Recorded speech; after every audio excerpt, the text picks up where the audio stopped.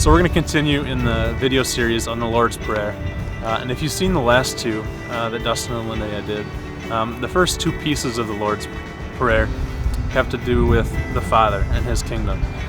And so what we're going to see today is in verse 11, Jesus kind of gets into the next step of this prayer. And so it starts, "Our Father in heaven, hallowed be thy name. Thy kingdom come, thy will be done on earth as it is in heaven." So these first two pieces address the Father for who He is. It's putting the prayer in the position of humility, acknowledging who the Father is, waiting for His kingdom, asking for His will to be done in our lives. And what we see in verse 11, it says, "Give us today our daily bread." And what I think is interesting about this is we could ask for anything. The first two verses of this prayer, we're acknowledging God for who He is, an absolute power and authority. So why couldn't we ask, give us today our bread for a year, our bread for the rest of our lives? And what I think Jesus is saying here is that this is a prayer that needs to be prayed daily. Our life as Christians needs to be one daily dependent on God. In the Old Testament, we see a prayer in Proverbs that's very similar to this, that talks about daily bread. In Proverbs 30, an oracle, a really wise man of the time, prays this: "Two things I ask of you, O Lord. Do not refuse me before I die. Keep falsehood and lies far from me.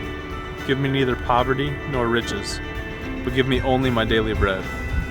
Otherwise I may have too much and disown you and say, 'Who is the Lord?' Or I may become poor and steal, and so dishonor the name of my God."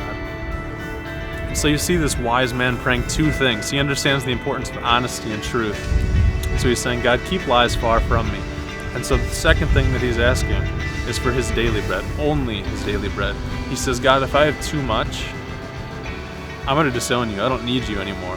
And so I don't want that. And God, if I have too less, I might become poor and steal and dishonor you." So he's praying for the needs of his day and only the needs of his day.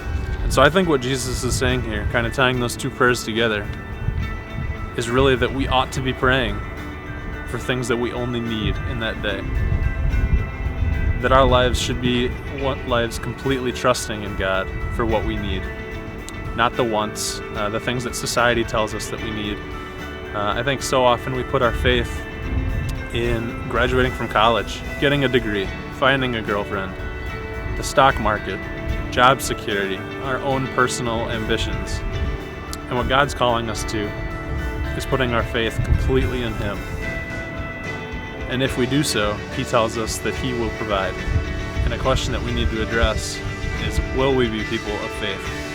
What in our lives requires faith, or is everything in our control?